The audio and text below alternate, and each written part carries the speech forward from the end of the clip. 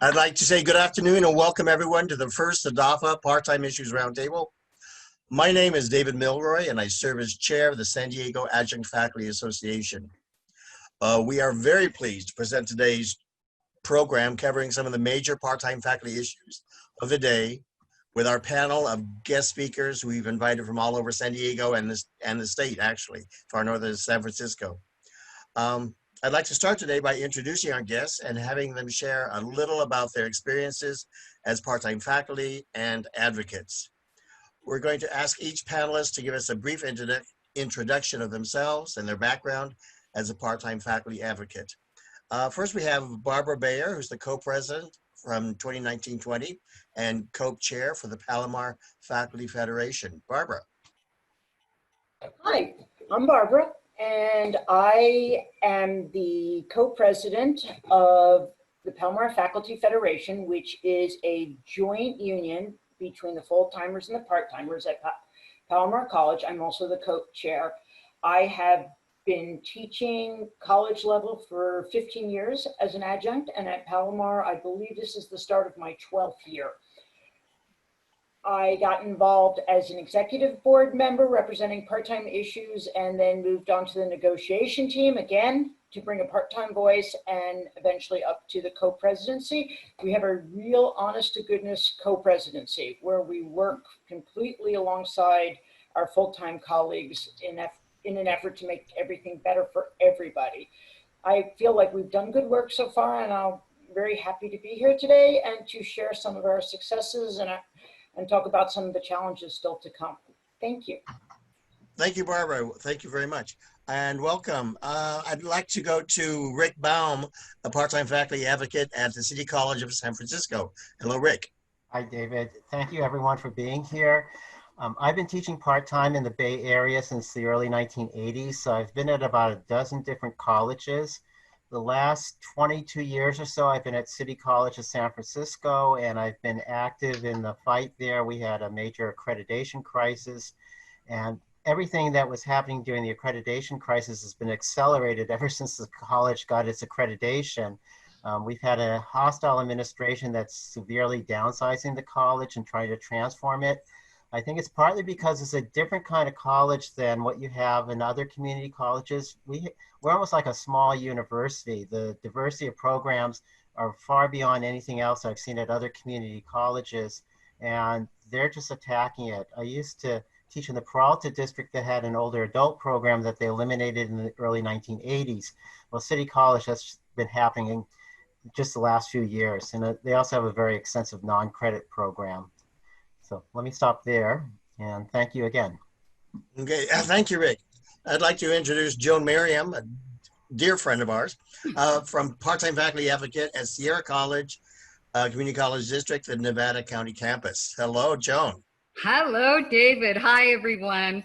I want to warn you, I have a little bit of a wonky internet connection because I'm up here in the boonies. So if I go in and out, it's probably on mine. So I've been part-time faculty at Sierra for 23 years. And when I first started out, things were very, very, very bad at Sierra. And I got involved in what I'm calling the Sierra troublemakers that basically said, things are not right with this picture. We've got to do something. And we did. We worked a long time to get to a point where we have a united faculty between part-time and full-time. I'm not 100% convinced that it's working really well right now. And we can talk later about why that is and what some of the issues are. But other than that, I'm just up here in God's country with all the great big huge firs and cedars and loving it. Wonderful, great. Thank you so much, Joan. Now I'd like to introduce Sally Saenger, the FACCC part-time governor, chair of the FACC part-time committee, and part-time faculty at Santa Barbara City College. Hello, Sally. Hello. Well, you just introduced me. I don't need to say much more. Oh, that's just titles. We want your life. Yeah. So yes, I teach at Santa Barbara City College, and I'm part-time temporary since 1982. And I am in the credit and non-credit division. I teach physical education classes in the credit division, and then for the non-credit and fee-based classes, it's health and wellness for older adults mainly. As David said, I'm on FAC. I've been on the Board of Governors for several years, and I'm the part-time rep for the southern end of it. And I'm also the chair of the part-time committee. And I got started more with advocacy through the non-credit part of it, and then it just expanded and kept going. So I'm really happy to be here, and I'm honored to be asked on this panel. Oh, and one thing is, for some reason, my neighbors have decided to, bring in a bulldozer next door, and there's helicopters today. So I apologize if there's noise here, but sorry about that. We haven't heard it yet. So Okay. Thank you, Sally. Now I'd like to introduce Bobbi-Lee Smart, who's the Executive Director of the Adjunct Faculty United at North Orange County, and also adjunct faculty at Cerritos College. Hello, Bobbi-Lee. Hi. Yeah, that's a new position. I got the executive director position in April. So in the middle of all of the pandemic, I've been transitioning into that job. I was an adjunct and am, because I'll be teaching in the fall. So I've been an adjunct for 5.5 years in the at Cerritos College. I taught for 2 years in a CSU. And then last year I taught in the LA Community College District, LA Southwest.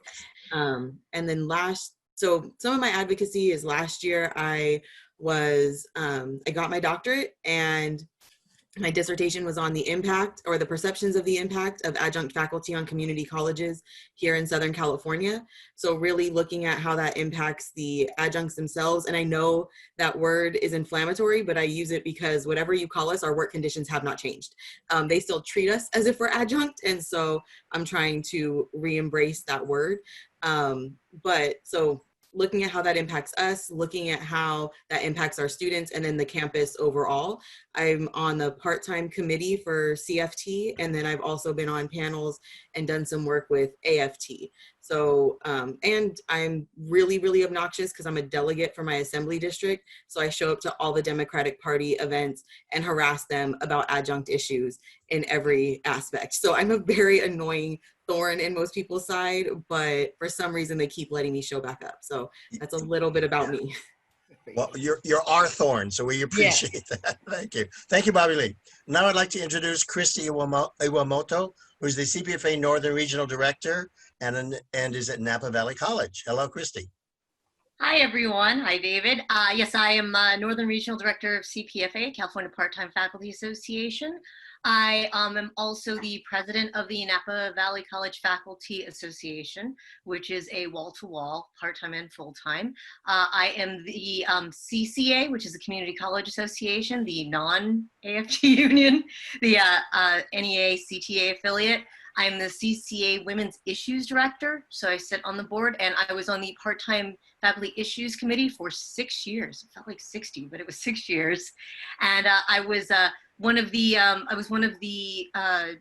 witnesses to testify in favor of the part-time seniority rights bill. I was part of a group when it was AB 856. I think it was, and when it became AB 1327, I was actually the sole faculty testifying in favor of, and so that's something I'm really proud of. And I actually helped to write the seniority rights for Napa Valley College, and I'm always trying to improve them as well.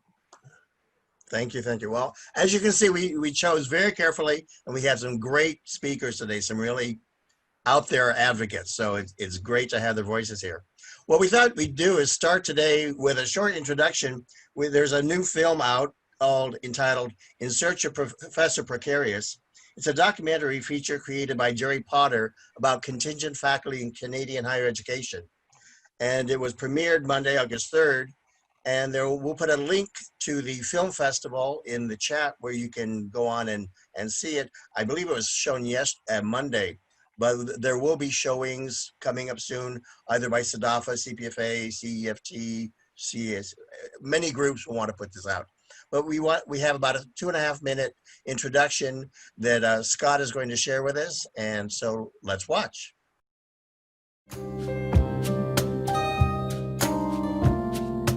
You need to know that we're being ripped off blind. It's a strange way to deal with a whole section of human beings, you know, because it's the one group are favored and the others aren't.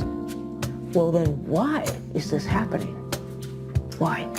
This is a system built on 70% of the work, at least, being done by people who are underpaid with no security, but who are still doing the same job you are. The colleges are looking at that, the college administrators look at that, and they know if we can get it cheaper, why wouldn't we go this route? The work itself I love. Teaching, this is my passion. I originally started getting into teaching to teach primary students at kindergarten to grade 5, and I loved it. That was very precarious at its best. But yeah, the job itself, I love the work. I love the students I work with. My coworkers I love. Yeah.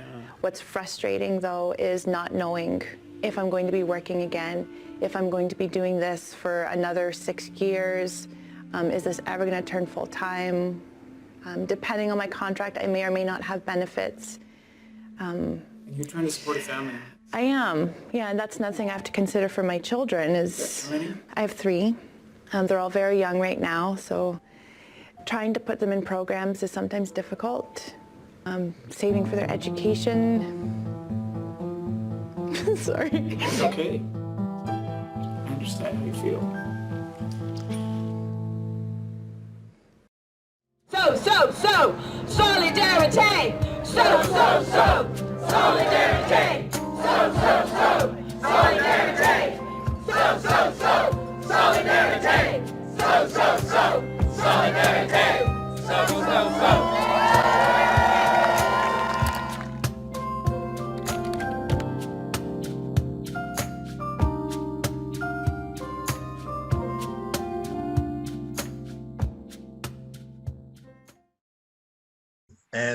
And that's in our friendly neighborhood of North Canada, where they're nice to people. So yeah, contingent faculty is a problem in Canada, United States, Mexico, and the world. And for those of you who had planned to go to COCAL this summer in Mexico, it's been postponed till next summer. And they will be doing an online event coming up in the end of September, and we'll be sending out more information on that. So watch for that COCAL information. So today's event by SDAFA is intended to promote dialogue and interaction among the speakers and all of our attendees.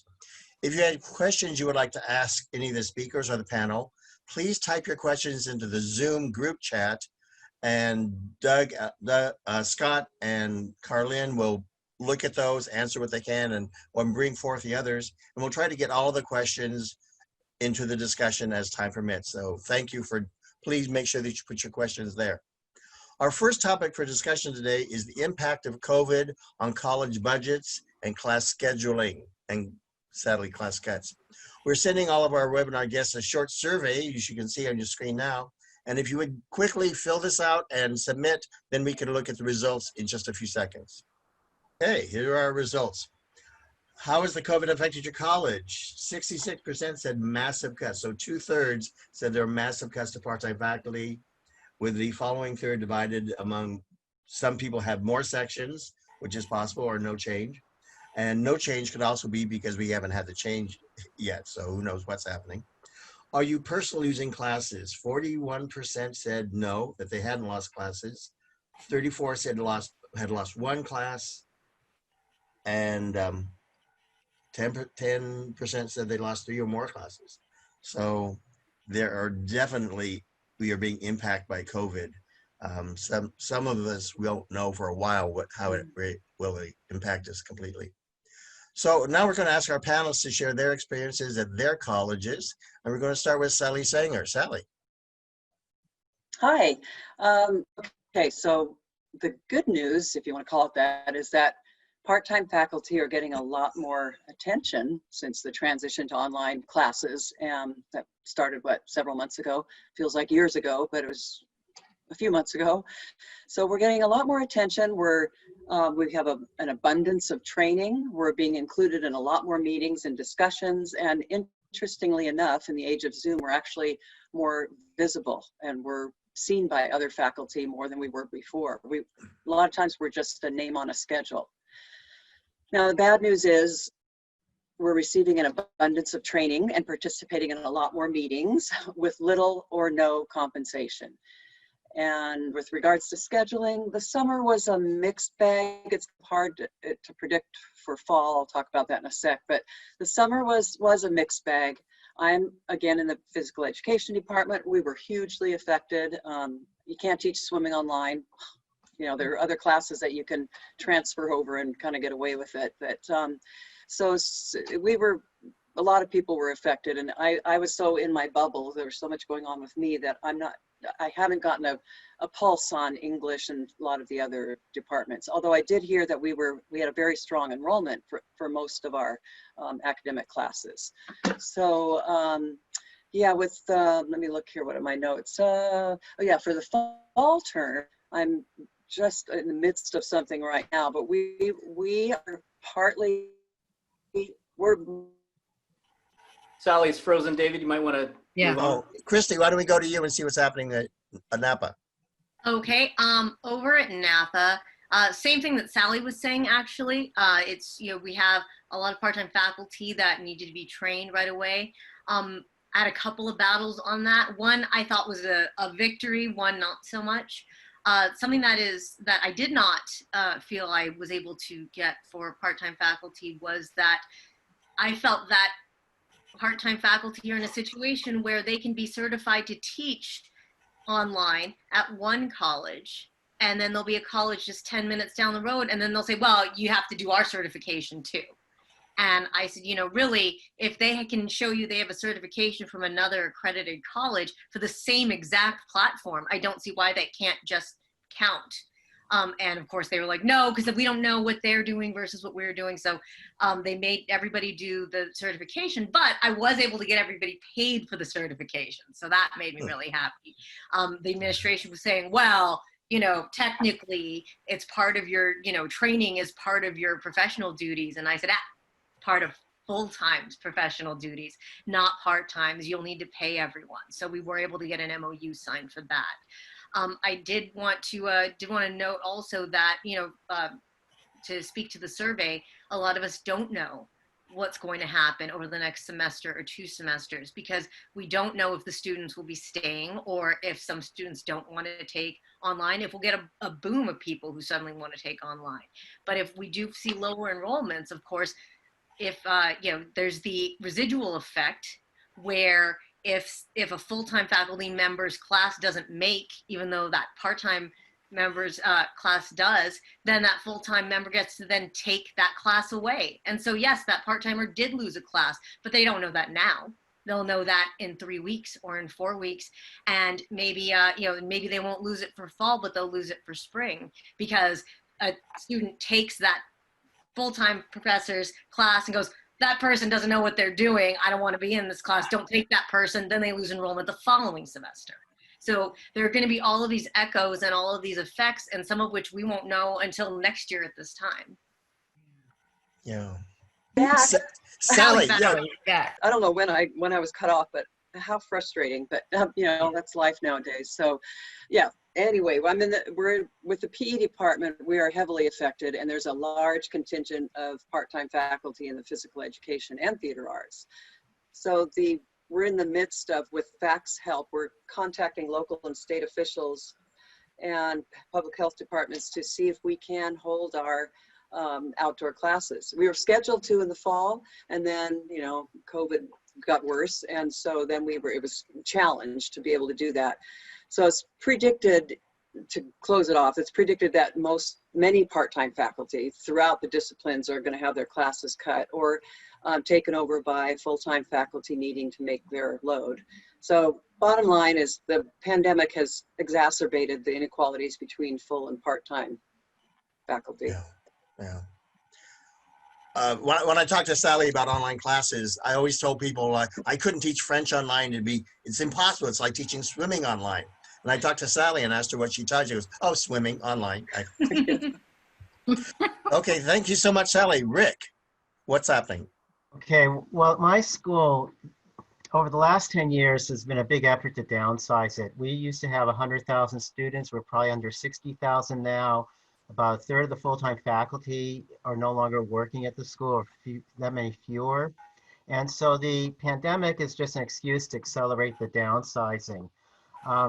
One of the major cuts that was taken for the fall term is some 250 part-timers lost their classes. For example, all ESL teachers who'd been there less than 14 years lost work, about 800 classes. And the administration says, we're going to make these cuts regardless of the pandemic, because that's part of the downsizing. One of the things in San Francisco is that land is very valuable, and the college even makes noise about leveraging our property, which means selling off some of the satellite campuses and other holdings that they have to so-called developers. The other thing that's going on is that the enrollment system has been very user-unfriendly for years. Even former teachers who have retired don't know how to get through the system to enroll in classes. So that's further encouraging the downsizing. Lots of classes are under-enrolled, and they're starting to cut those classes now. We begin school in about a week and a half. And so they're making even more cuts than they've already have made. And their excuse is that students aren't enrolling, but it's because they don't create a system that students can use to enroll. Now, one of the weird things about all this is that the state funding supposedly is going to be at the same level as it was last year without a COLA increase. So one would think that they wouldn't have to make these kinds of cuts, but that's their attitude. And we just got a new interim chancellor, and he's saying that we have too many faculty and that the average class size should be going from about 35 to 50 students. So that's kind of the mentality that we're dealing with at City College. It's quite different. And of course, the online training has been terrible. I find the program not very friendly, easy to use. So I'm just wondered how my students will be doing. I fortunately don't have an enrollment problem. There are people, like in my department, someone bailed. He couldn't handle the online stuff. He's older. And so that actually freed up a few more classes, but some of the other classes are low enrolled or full-timers, and they'll exercise their bump rights. So that will still mean that people are out. I saw a message, I'm at City College of San Francisco. So that's about I have a pretty grim report to things are grim. Thank you, Rick. Bobbi-Lee. Yeah, so I guess I can speak a little bit for two different colleges. So I did lose a class, but it was in LA. So that class was cut. So I am down a class, but thankfully, like I said, I got this full-time position as an executive director here in North Orange County.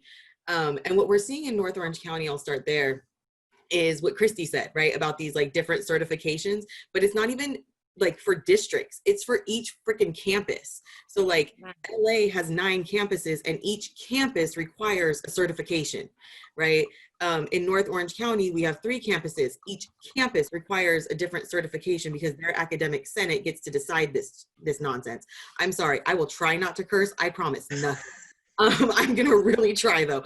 And it just doesn't make sense. Like you said, like nobody's Canvas training is any more special or magical or unique than anybody else's. It's just this elitist nonsense that they have in these academic senates that they are so special and magical. I've done 2 of them. I didn't learn anything really different between the 2. I know people who have done 3 or 4, they've learned nothing, right? And then I know colleagues who are certified to teach online, they're part-time or adjuncts, contingent, whatever word you want to give us. And yet they're not good enough. So they're certified to do this work, right? They've been good job. And yet they're not able to be paid to help certify people. Because now what I'm hearing at all 3 districts in LA, Cerritos College, and North Orange is that you need to be certified in fall for spring. And because we're most likely going to be in, I don't know if you all are aware of that, but we're most likely going to be online in spring as well.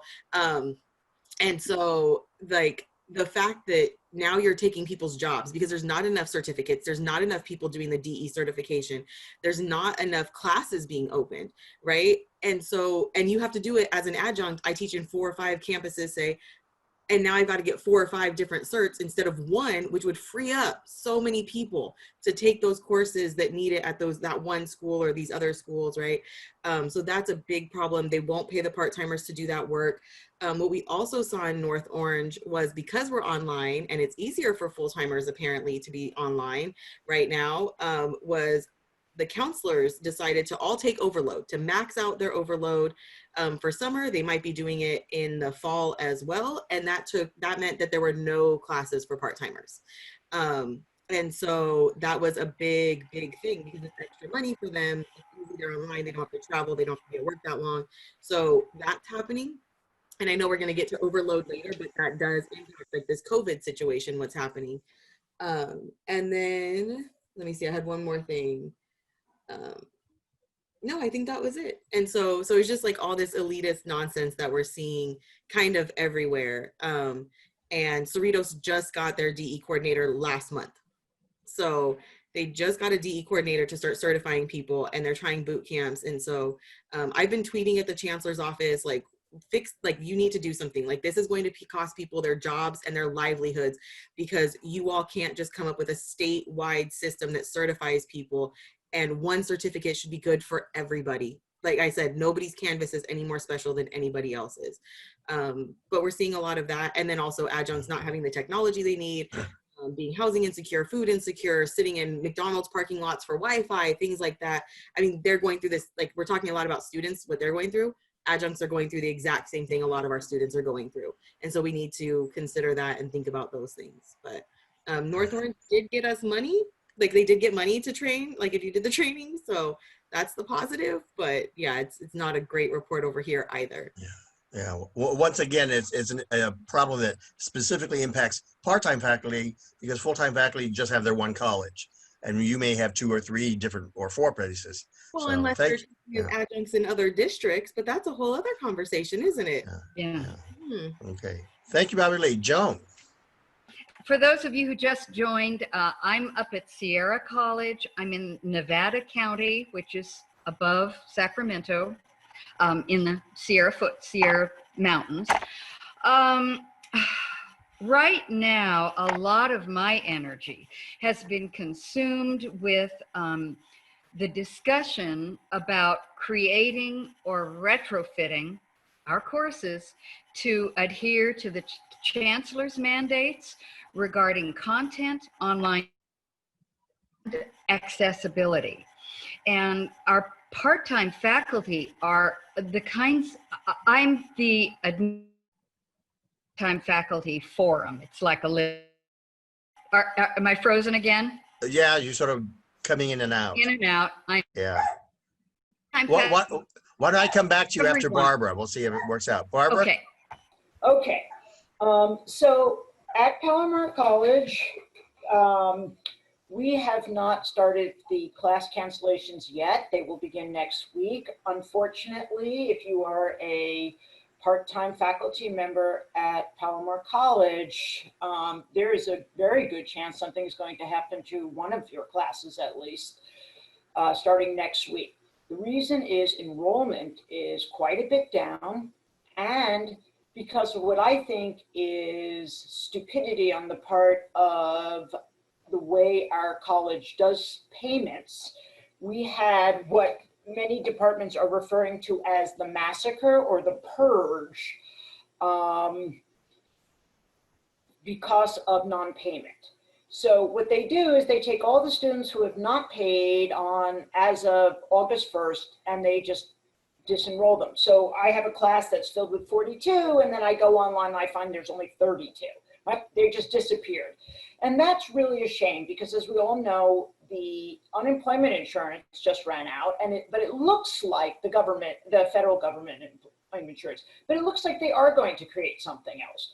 Furthermore, we have a payment plan, but the student actually has to apply for that. Wouldn't it be better to put those students onto the payment plan who haven't paid yet, rather than simply take them off, cut the classes, and then when the student has money, they go back and the classes are gone.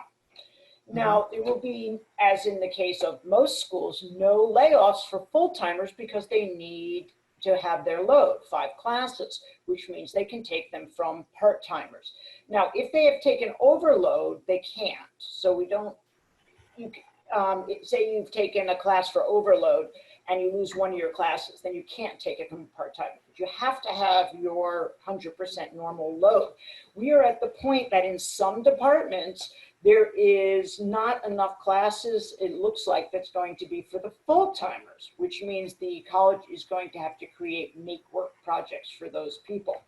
But obviously, the full-timers, they're going to decimate everybody. And we've been getting desperate emails from department chairs asking if anything can be done about that. I know sometimes people think that full-timers don't really care that their part-timers, you know, disappear, but they do. A lot of them, they like a lot of their full-times, and sometimes they're teaching the classes they don't want to teach at the times they don't want to teach them.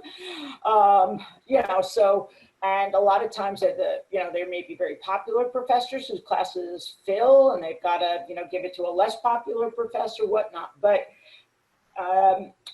so as the union, we have scheduled a meeting with the department on Friday. We've also scheduled a meeting with our student services vice president, because he deals with the financial thing.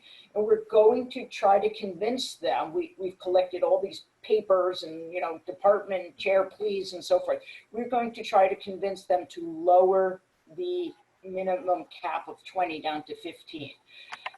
Whether we have any legs to stand on, I don't know. Our college has been in financial difficulties for years. The last 3 years, we went from a $1 million to an $11 million deficit under our former president, who was forced out, but not before she got a year and a half worth of pay, right? So golden parachutes abound for the administrators. And we are going to sort of argue, you know, that it's for short-term benefit cutting these classes at a long-term problem, because once these students disappear, they disappear. They won't come back to Palomar. There's no reason particularly to go to Palomar, especially when everybody's online. So we're going to make that argument, and we'll see if we get anywhere. But it is going to, if they don't make some leeway, it is going to be very, very bad, because enrollment is down. And like I said, some departments can barely make their full-time loads. So they will be taking all the part-time classes that are full. And that's where we're at right now. But we're hoping to stave it off. We'll see. Good luck, Barbara. Joan, did you have something to add? Yeah, I was just indicating that our main concern is this payment for the enormous amount of time that particularly part-timers have gotten, you know, that we have to pay because of the fact that we are only compensated per class hour. They put in a stipend that we get at the end of the creation of the course, and based on my, it comes out to about $2.37 an hour. Really what impressive can I when say? you put it that way. Yeah. Yeah. Yeah. Yep. Thank you, Joan. Sally. Okay, well, I'm not sure why you came back to me, because didn't I already address this or not? Mm-hmm. I was the first one, but I got cut off, so I'm fine. Okay, Scott, you said you have some questions for us. Yeah, I hope people don't mind. I'm going to, we got a few threads kind of going on in the chat here. I'm going to try to summarize and put the questions out to various members of the panel. One of the commentary, I think, and nobody's directly asked this question, but I'm going to, because we were talking about our own difficulties, you know, for video freezing and so forth. And one of the guests identified that he had to purchase a new router to make it work, I assume for his class. And I'm wondering if anyone on the panel can comment regarding whether or not, when there's a need to do that for faculty or for students for that matter, is there any sense of any way to be compensated when you have to? I mean, I know I personally had to upgrade my internet service and don't expect any compensation for that. So that would be one area of comment. Another area that I think would be worth discussing is, I know that Kristie talked about certifying for online teaching and that it was college by college. And I'm sure that's true in many places. However, I think Barbara might be able to discuss, I think Palomar has done a better job in that regard, at least in my experience with them. And so there might be a worthwhile bit of news there, at least coming from Palomar. And so I'll let the folks comment on those 2 points, and I'll disappear. Thank you. Yes, anyone? Barbara. Okay, so to both of Scott's points, starting with the last one. Yes, we negotiated 10 hours of professional development this summer for, to take the Palomar, excuse me, that's my puppy. I have a little rescue puppy and she's on the floor, so chirping away. So if you keep seeing me looking down, I'm not, you know, doing my phone. I'm checking to make sure that she's not doing anything she's not supposed to. So we arranged for that professional development credit for the summer, 10 hours of it, in order to take Palomar College's online training or other online training that had to just be certified through our distance ed coordinator. And we also arranged for that person to be paid this summer. We are negotiating, who knows if it'll go through, the exact same thing for the fall, that they can add 10 hours on top of your normal professional development credit. We're trying to figure out how much CARES money they have and see if we can direct that towards that, because there were some people who did not want to do it this summer because it would have reduced their unemployment insurance by that much. And so this will allow them to do it during the fall. And it would be, the way we wrote it is, if you are teaching this fall or scheduled to teach in the spring, in the hopes of catching both groups. Again, we don't know if they'll go for it. We presented it already in negotiations. They said they'll get back to us on it, but we're really pushing for that. As for the, although, by the way, I just want to throw out, I love the idea of a state certification for online training. It really, there are so many things that could be solved for adjunct faculty if the state would get involved and say, this is good for everything. This is, you know, across the states, and I don't see the state, and I don't see why they don't do that. They do it for K through 12 teachers. There's really no reason they shouldn't do it for community college. For the equipment, we through the union have handled a tremendous amount of requests for technology. We send them to our academic technology people, but we got okays from the dean that yes, tech equipment to teach online can be loaned to faculty through the college. And on top of that, we have some money because we have an emergency fund. So if people said to us, look, I really, you know, I've never had internet, you know, or whatever, I need to add this on, or I need it, we've written actual just checks through our emergency fund to, that's the union, to, for people to do those sorts of things. And right now, for those of you who are in Palomar, one thing the college is putting together is these online, they're kind of like loaner packs, and they include like lighting, webcams, and things like that, so you can make videos, and while they're loaners, you can keep them the entire semester. There is a basic kit and a more advanced kit. So if that is something, reach out to your department or dean, or if you're not getting any traction and you're at Palomar, reach out to us, and we will reach out to your department and dean for that. Great. So we are trying to do all of those kinds of things where we can. Great. Barbara, anyone else doing anything to help with people with technology? We are also loaning out hotspots and loaning out laptops to any faculty or students who need them. So far, we have not exceeded, need has not exceeded the supply, so that's been good. The other thing that is, we're trying to make it more official, but apparently students have figured out, and it has gone around in an email, although I think it could be more codified, is that if somebody doesn't have, like say they live in an area where they don't get good Wi-Fi or they don't get good access, we actually have all of the Wi-Fi turned on around the campus. So there are spots like in front of the library and in front of the cafeteria, the old cafeteria, and the Performing Arts Center, where students and faculty can actually drive up, access the Wi-Fi at the college. And for people who are local, that works out well because Napa is a very rural area and spot. So people who live in Napa can drive up, access the school's Wi-Fi from the safety of their car. Just open up their laptop and use it, and use the Wi-Fi that is coming from the building. Wow. Yeah. That's the world we live in. Mm-hmm. Yes, Joan. The same thing is true at our Nevada County campus. That's what they did in the spring for students who couldn't get access or they were too rural. The problem with that is that it costs the students gas to get from wherever they are to the campus. And if they have to do it 5 days a week, you know, I mean, it's really, really frustrating for the students. And, you know, that's my concern there. I have upgraded my service. The idea of the call is none. That's true for everybody, that nobody is getting any kind of reimbursement. And the union has not said one word about it. So there you go. Our next topic is dealing with full-time overloads, which is a subject we've already mentioned tangentially. And an effort to save, we're trying to save as many part-time positions as possible. We have a poll on overload. So if you could do that quickly.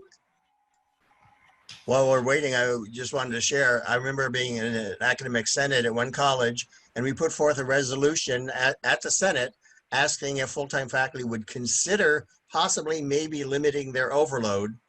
And you would have thought we were asking for limousine service and $1 billion. Right.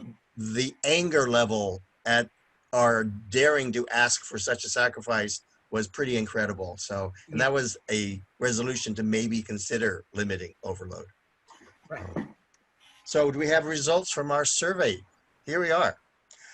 Okay. I don't know is almost half, and I have a feeling it's because it's non-existent. Widespread support from union and Senate to limit full-time overload is someone said that, so that's positive. And then little or no support looks tied. It's not something that is at the top of the list of most unions. So let's see what we have from our guest speakers today. Let's start with Kristie. What's happening in your college with overload? Well, it's interesting that you would say that, you know, there was widespread panic and anger over the idea of even talking about limiting overload. Something similar happened years ago when the economic crisis hit in 2008. There were some academic senates and some unions who wanted to bring forth language to limit full-time overload. And we're talking limit it to like 20%. And just the idea of putting a cap on it made people crazy. And there was fighting within union executive boards on it, within academic senate executive boards. Right now, I will say, you know, and I personally, and actually my department is actually very resolute in not taking overloads. But you know, we have people who are union officers who take 40% overload. In some cases, if it's not capped, 60% overload.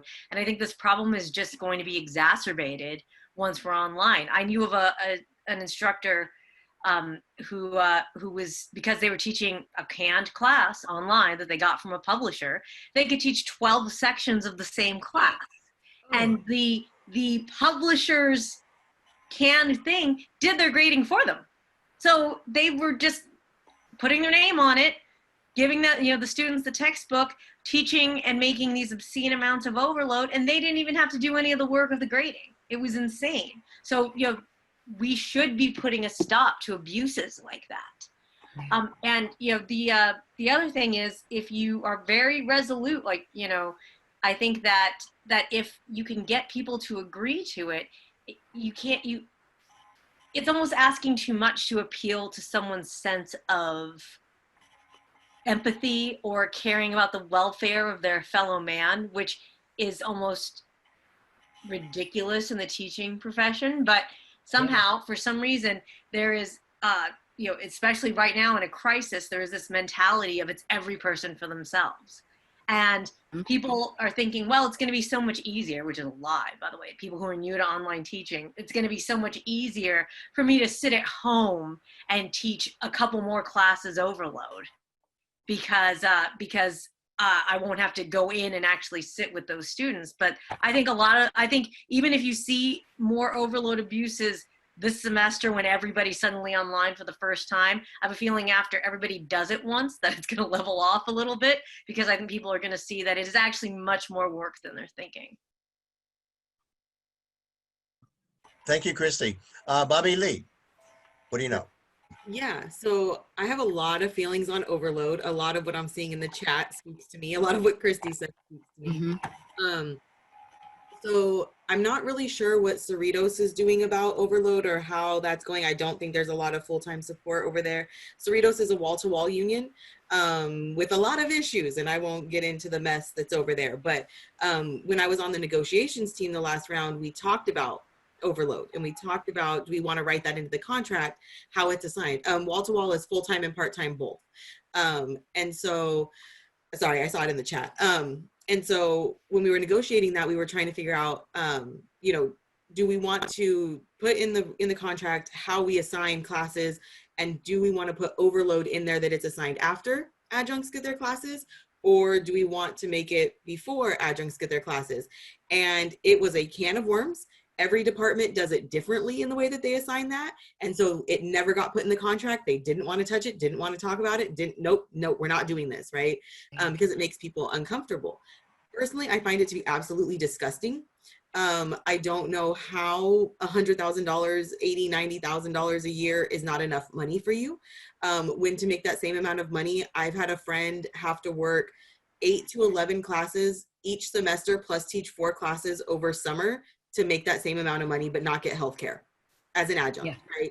So you're doing that with your base, and you need to make all this extra money by teaching overload. That also communicates to the district, if you're doing that regularly, that 5 classes, well, 5 3-unit classes, right, is not enough money, or is not enough work, excuse me, that you can do all this excess work because you're just not busy enough, right? So you're essentially screwing yourself. I also wonder if, and no one's been able to really answer this for me, but when full-timers take overload, does that count towards the FTEs, the FTES, right? Is that still students getting contact with a full-time faculty member, right? Because that would skew some things with who, right? With how this is breaking down. And then on top of all of this is the fact that there are a lot of full-timers who adjunct in other districts. So then they're muddying our numbers. So when you look on the chancellor's website, the full-time numbers are clean. You know how many full-timers are there, you know how many are women, how many are people of color, how many are this, how many are that. You have no clue what the true adjunct numbers are, because 1, we're in multiple districts, so we're counted multiple times, but 2, they're in our numbers, right? And I don't think a lot of people realize that that's what's happening, that they're in our numbers, they're skewing things, and they're taking work from people. So I get sometimes that people have to do it because there's an emergency, your spouse lost their job, you need this extra money, a class came up last minute, you guys couldn't find somebody. I get emergencies, but to do this regularly, constantly, it demeans higher ed. How good of a teacher can you be when you're giving these canned classes, when all you can do is give multiple choice tests, right? None of that measures knowledge, and we know that's terrible pedagogy, but you're doing it to make it cheap and easy. And again, I get adjuncts doing it because we have to pay our bills.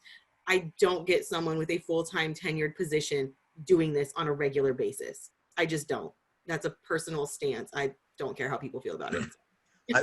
Obviously, at the CSUs, they agree with you because CSU tenured faculty are not allowed to do overload. So they teach their 1 or 2 classes, and that's, or 3 classes, and that's it. Then the lecturers. So, so in higher ed, no overload does exist. Next, we go to Rick. Okay, well, this is an issue that really gets me angry. And I don't know my whole school. I know my department, there's like 3 or 4 faculty who teach overloads. And, you know, one of the problems at my school is it's cheaper to hire someone to teach an overload class than to hire a new part-timer. It's like you don't have to go through all the paperwork and things like that. So there's incentives from the administration standpoint to have people teaching overloads. I also feel, it's kind of been already mentioned, is that if you're really serious about being a good teacher, there's no way on earth that you can teach a bunch of classes like that and do a good job. I mean, I teach political science, so I assign a few papers, and I hate grading them. It's incredibly time consuming. But there's other people who could be teaching the same thing and just do a Scantron test. And so it's, as someone was saying, it's like a canned class, and they're getting paid twice as much money as I get paid because they're full-time, as opposed to being part-time. The other thing is that this one person who teaches overloads can't keep up with the work. There's all kinds of student complaints that she never returns papers. They never get anything back, and they aren't getting the feedback. So it's a real scandal as far as I'm concerned, in higher ed. There's a culture. Now, I was talking with someone who's in Peralta, and he says the culture in Peralta is that if you're full-time, you do not teach overloads. So it really varies from school to school. The other part of the culture is that summer classes go to part-timers. Yet at my school, you have full-timers teaching summer classes, and they get priority over part-timers.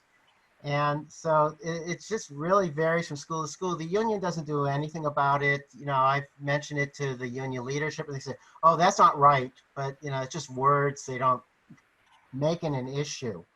The other thing that I was really appalled by, because David just mentioned CSUs, well, there are people who teach full-time at a CSU who teach part-time at the community college. Yes. I had this experience last year where there's a person in my department who I didn't know, and she got her classes cut. She's part-time. And I went up to her and started talking. I said, you know, I'm really sorry that you've lost your classes. I figured that she could be someone who would get angry and want to be organized to fight the administration and to fight at the school for this. And we're talking for a while, and then my jaw dropped. She said, I teach at other schools. I said, well, where else do you teach at? She said, well, I have a full-time job at another community college. And I went, oh my God, this is a person who's not going to be sympathetic to the plight of part-timers. And the same thing last year, I met a teacher who teaches at San Francisco State full-time, and she was teaching a class at City College. So it's a scandal throughout the system. And part of it is, again, I want to reemphasize, is how serious are you as a teacher? If you're really serious and wanting to do a good job, you could be a great teacher, but I think it really, you know, there's a certain amount of classes that you could do and do a really good job, and you're depriving the students of better educational opportunities. But that doesn't seem to enter the consciousness a lot of times of the people we're talking with. Yeah, thank you, Rick. It seems like a no-brainer, and there's lots of no-brains out there. Joan, what do you have? Yeah, at this point, I'm not sure exactly how Sierra is going to handle overloads in this particular time. There hasn't been anything come out from the union. There has been nothing come out from the administration.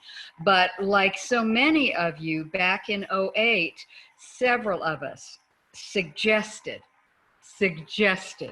that part-timers restrict their overloads. And like everybody else, it was like Mount Vesuvius. I don't understand, you know, just like what Rick said, I don't know how you can do a good job teaching when you're teaching 21 or 25 units. You know, you just can't. So, but right now I don't know how they're handling it. Maybe they're not. Thank you, Joan. Barbara, what's happening in Palomar? Okay, so at Palomar, like in many places, full-time overload is capped, but capped at 40% load. So you could teach 140%, right? It's a cap, but it's not a low cap. Basically, it's 2 classes. And believe it or not, we've had many, many people request of the union to increase that because it's in the contract. They would like 60% or so forth.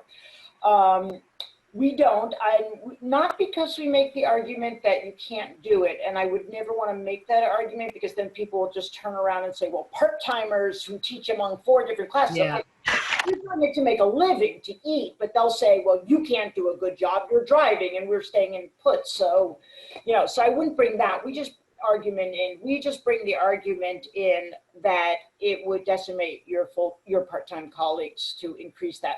But it is a bit of a sacred cow or third rail or whatever metaphor you want.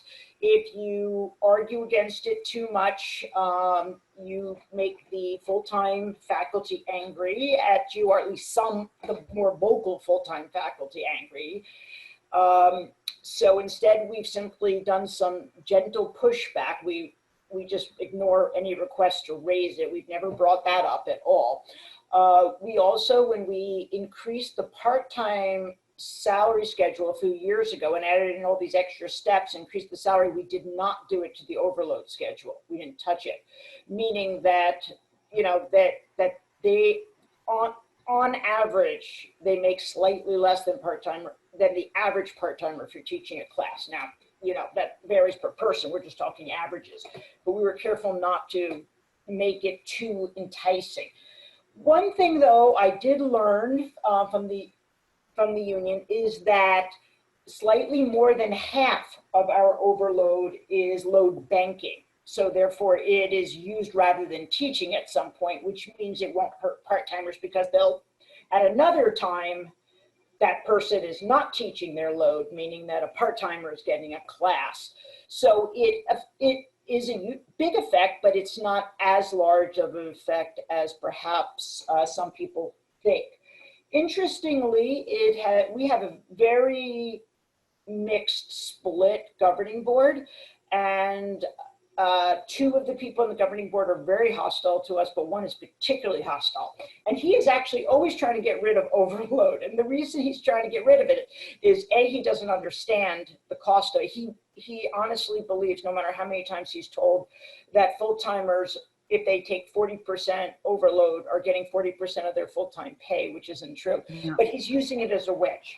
He's trying to drive a wedge between the full and the part-time faculty.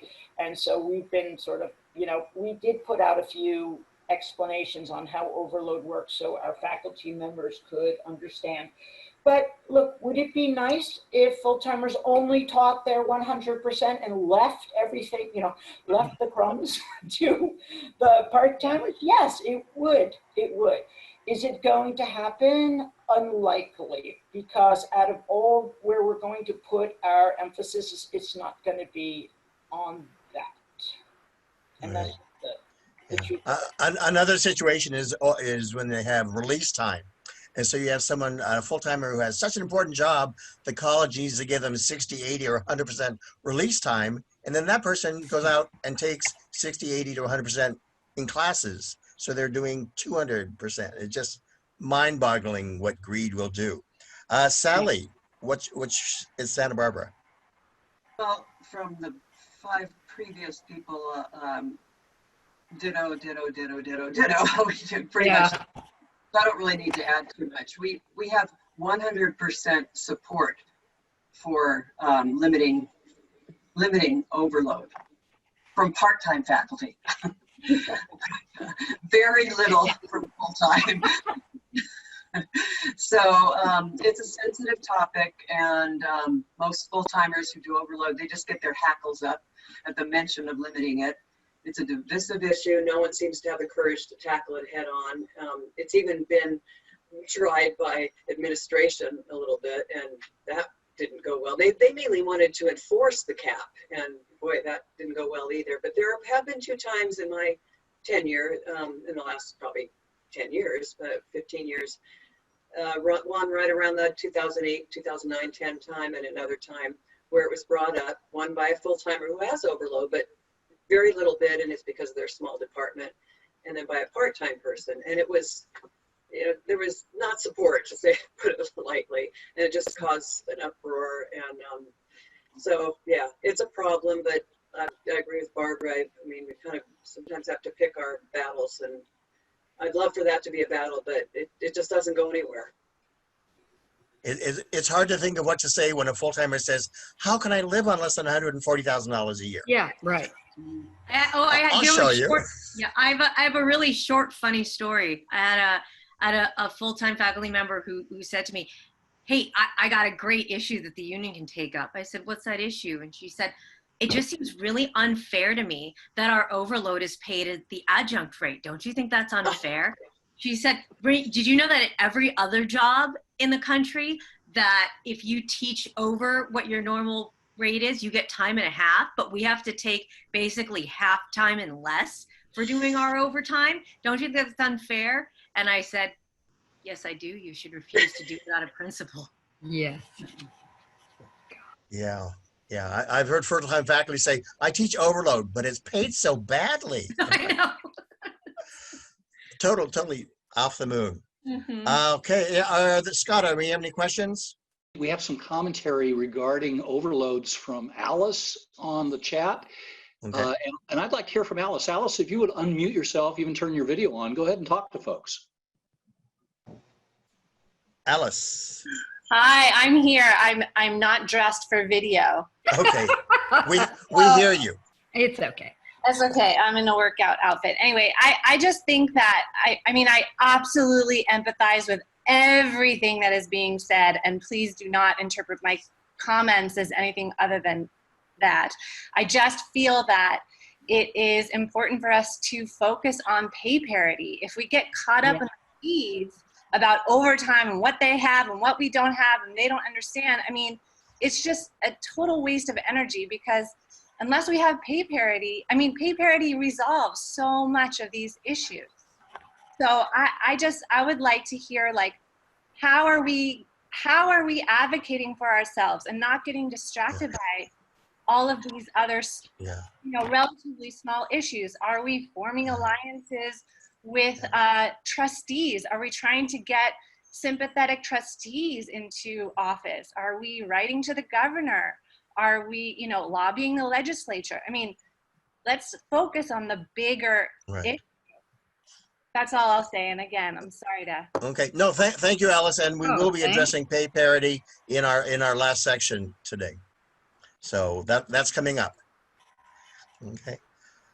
Thank you so much. Our next topic is dealing with what unions are doing to help to repeal the WEP. It has to do with Social Security, the windfall elimination provision, and the government pension offset. So if you look at the poll, answer that quickly, and then we'll go through the WEP and GPO issues. The WEP, if you retire with a STRS pension and also are qualified to receive Social Security, you could see up to about $450 cut from your Social Security payment. That's the maximum. It's about 40% of the $900 first round of income. So if your whole retirement is $900, then half of it could go away if you have a STRS retirement. So it could work out that, for instance, in my case, my $575 Social Security, because I have a STRS pension, was reduced to $99.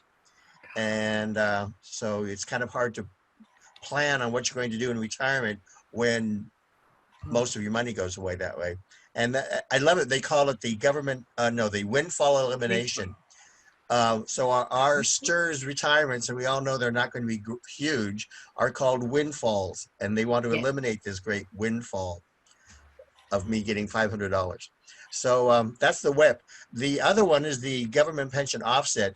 If you have a spouse living, deceased, or divorced, and their Social Security, half of their Social Security is more than what you make from your Social Security, which is quite possible, then you get to have theirs. You get half of their Social Security payment, which is really nice.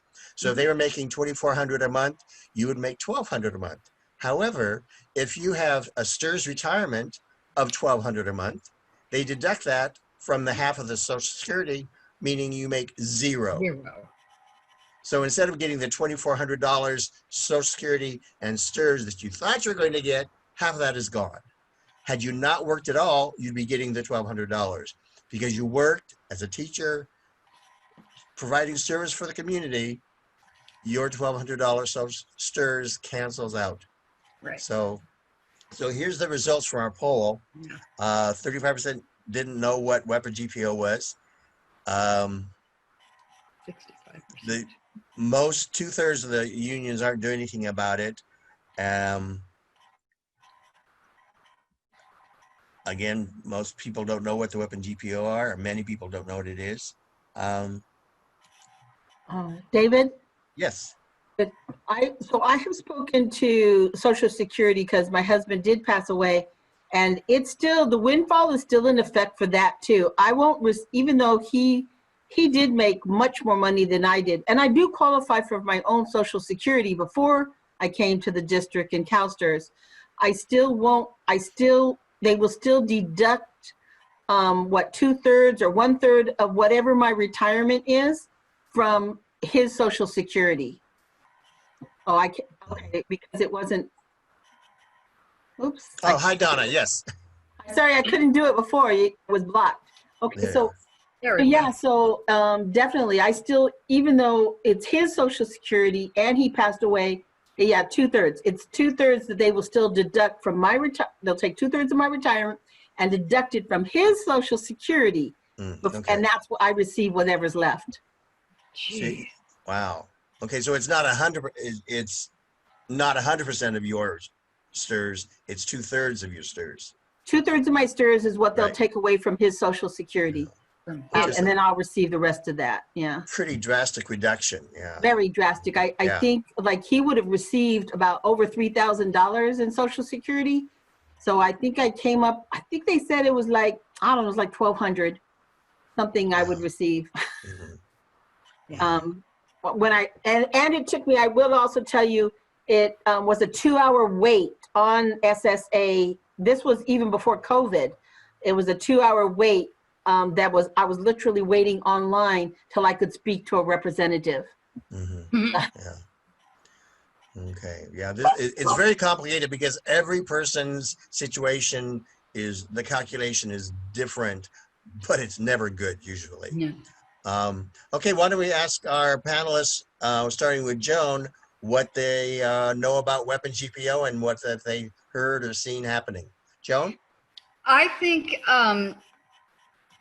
I would suspect a huge number of part-timers are not aware of what it is, are not aware of what it's going to do to them. I know that when we were publishing a faculty newsletter, we put things in there all the time. And yet still we had people saying, well, I don't know what that is. I mean, you know, it just tells you that people don't often pay attention. But again, the union has never even talked about the issue.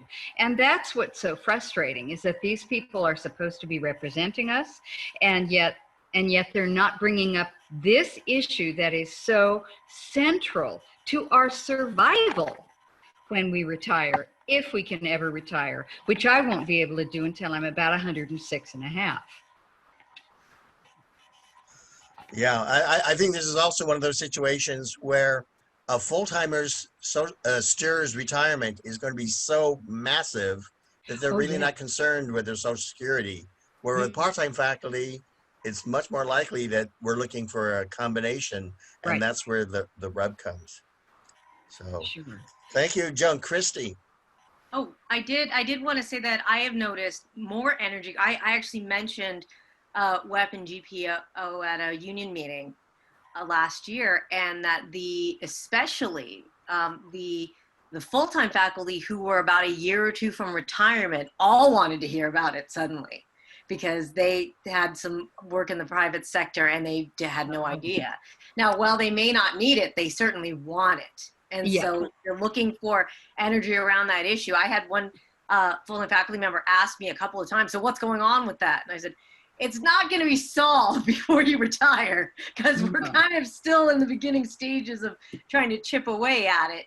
But I do know that NEA is taking it up as an issue. Unfortunately, they were going to be taking it up as an issue at their representative assembly this summer, last month, and all that got pushed aside. All new business got pushed aside because of COVID. They had to truncate and make their assembly really small and compact. But they have our Julius Thomas, who is our NEA board member. He said that is something that they are interested in taking up later on, maybe either at the beginning of next year or at the representative assembly next year. So it is on their radar, and that's great, because I think, while it is good for local unions to be involved in it and even state unions, I think having a national union really put a focus on it. There are 12 states, is it? It's 12 states where we're penalized. And so there are a bunch of states where this isn't even an issue, but with California, we are penalized. And so I think that the national union, as well as the state union, needs to bring it forward for it to really get traction. Right. Thank you. Bobbi-Lee. Yeah, I'm one of the people who didn't know what this was before our conversations about it and preparing for this a little bit. I wish I was able to find it, and I just somewhere buried in my email is the resolution that AFT passed at their convention last week. I don't know if anybody else was there, but it was about lowering the like teaching units to qualify for like for retirement, and I can't remember the wording or exactly what it was, but it passed, like something like 99, 98% like voted in favor of that for adjuncts. So that was a positive. So when you're talking about national, that's what I'm thinking about, is that they did. Now, how much teeth do AFT resolutions have? I don't know. Yeah. You're right, like that's a different conversation. But I think this goes back to kind of what I was saying earlier about the term adjunct and us being treated this way. People still think that the majority of adjuncts are people who have full-time jobs and are doing this on the side, people who are retired and are doing this because they love teaching, people who, right, like that's still the main idea of adjuncts. I don't think that a lot of people outside of academia, and even like with the full-timers in admin, don't understand that the bulk of their adjuncts now are people who are doing this as their full-time work. We have multiple part-time jobs. We are full-time, part-time workers. And that's gonna affect our retirements, that affects our tax. I don't know about you, but every year I owe because I work in too many places and I'm never taxed in the right tax bracket, right? So I think it goes back to us being ignored, us being treated as if we are just on the side, people not understanding that in the last 30 years, this has shifted drastically into who your workforce is, who the adjuncts are, what we look like. I think there needs to be I have a lot of ideas of the type of research that needs to be done on this. And really pulling that stuff out, right? Like the difference between me and, you know, one of my colleagues who was retired from business and independently wealthy. And so he was like, nah, I just teach here for fun. And like, you know, I don't care what they pay me and I don't care about this. So, I mean, and he was on our neg team and he did advocate for part-timers, but it was also a battle to try to get him to understand why little things for him that weren't a big deal were huge for someone teaching on 4 different campuses, right? Under 4 different contracts and 4 different pay scales and 4 different, right? And so I think, so again, that's adjuncts not understanding it necessarily. And everyone thinks that we're going to be the magical unicorn that gets the full-time job, right? We're not all going to be that. And so I think a lot of people aren't really thinking about it long-term. I think full-timers don't understand it. And I think the admin don't understand it. I remember being in my doctoral program and saying something about, you know, 60 to 70% of faculty are part-time. And one of my classmates who was a dean was like, well, I don't think that's true on my campus. And I was like, yes, it is. And she was like, what? And I pulled up the numbers and I was like, actually, it's 70% of your campus. And she was like, I'm sorry, what? And I'm like, yeah. And she'd worked there for 15 years. But because she doesn't have to deal with the adjuncts, she's a dean of student services. Like, it just wasn't even on her radar. She knew they existed, didn't know the numbers. And I think that's true for a lot of people, unfortunately. But yeah, so when it comes to the WEP and the GPO, I think that the fact that nobody knows about it and that nobody's doing anything ties into the fact that we are just, you know, invisible. So yeah. So it comes down to education. We need to educate people about our existence. Barbara, what's the news from Palomar? Okay, so the news from Palomar is that there is tons of confusion right from the start. I think that the HR department knows nothing about any of this. They tend to give a part-timer, often who while some part-timers have taught other places, you know, if you have a new part-timer, given a form, check off Apple or STIRS, and people don't even know what those are. And then they, you know, check one off and they have no idea about this, you know, WEP and GPO and stuff. When it comes to that, I did not hear about that until a few years ago, and I didn't learn the details until you came to Palomar and presented a overview of it. I really, nothing. Mm-hmm. I mean, you know, I only really got involved in the union about 5 years ago, but I had no idea, and it will really harm me because I teach at another college, on Navy College, and I have to pay Social Security there, but apparently you have to make you know, like $22,000 for them to consider it significant. Yes. Apparently they don't live my life and they don't realize what qualifies as significant. They say it's not significant earnings, so you know, it doesn't count. And it will greatly affect me when retiring, and I had no idea until a few years ago. So I think this is something that we need to do a couple things. One, we need to educate our members so that they know about it. But our members and our local unions are not going to solve this. This is not something that can be solved on a local level. this is something that our state union, CFT, in my case, CTA, in other people's case, whoever it is, along with AFT and NEA and so forth, have to push this. And if you have an opportunity, no matter what it is, to meet with, whether it's your state assemblyman, state senator, regular congressman, anybody, mention it. Because I have met with 2 out of 3 of those people, and 2 out of 3 of those people had not heard of it, didn't even know it existed. So, you know, we have to bring it up, and we need some heavy hitters to bring it up, because it might be something that nobody cares that much about and gets put into an education bill and goes through, right? But it's not going to happen if PFF, puts it in their newsletter. That is not going to make it happen on Capitol Hill. We really need this to be a larger push, and we should find a way to be constantly bringing it up with the larger unions that could do something, and of course representatives who could do something. I would like to mention the California Retired Teachers Association, Oh, CalRTA, is working with CFT and CCA and FAC and all these groups. In fact, they've signed letters, and they're working and they're campaigning to Washington to get the WEP and GPO repealed in the next COVID bill. Right. Sadly, the Republicans don't want to do anything that might stop the Social Security from being reduced for people. They don't want to increase it at all for anything. And eliminating WEP and GPO would increase it slightly. And the Republican Party is just trying to eliminate Social Security. So they don't want to do, so that's the block we're coming to. So if we could go to our next, Rick, any comments? Yeah, a few things. Before I start in on the retirement, let me say at City College, because everyone's talking about how many more part-timers there are relative to full-timers. Well, by eliminating 250 part-timers, we've had in recent years about 800 part-timers to 500 full-timers. But by eliminating 250, we may actually have parity in terms of the numbers between part-timers and full-timers. And boy, when I read what Keith sends out all the time across the country, all the colleges throughout the country, maybe not so much in California, a lot of part-timers are getting slaughtered. So there may be actual parity between the two groups, which is not necessarily a good thing. Rather than go into this, I have to say the retirement is really complex for each individual. I think the rules are not that simple. I've not really looked into them that much myself. But I want to talk about my personal experience that may be relevant to the other people here. When I started City College, I was getting they were taking out Social Security from me. And about 10 years in, they said, well, you can choose an alternative. You can go into what's called cash balance, which is not something that requires 5 years of full-time work to be vested. And the cash balance, they'd only be taking out 4% as opposed to 6.2%. At the time, I could use more money. It also saved the college a lot of money because instead of matching the Social Security, they just had to match the CalSTRS amount.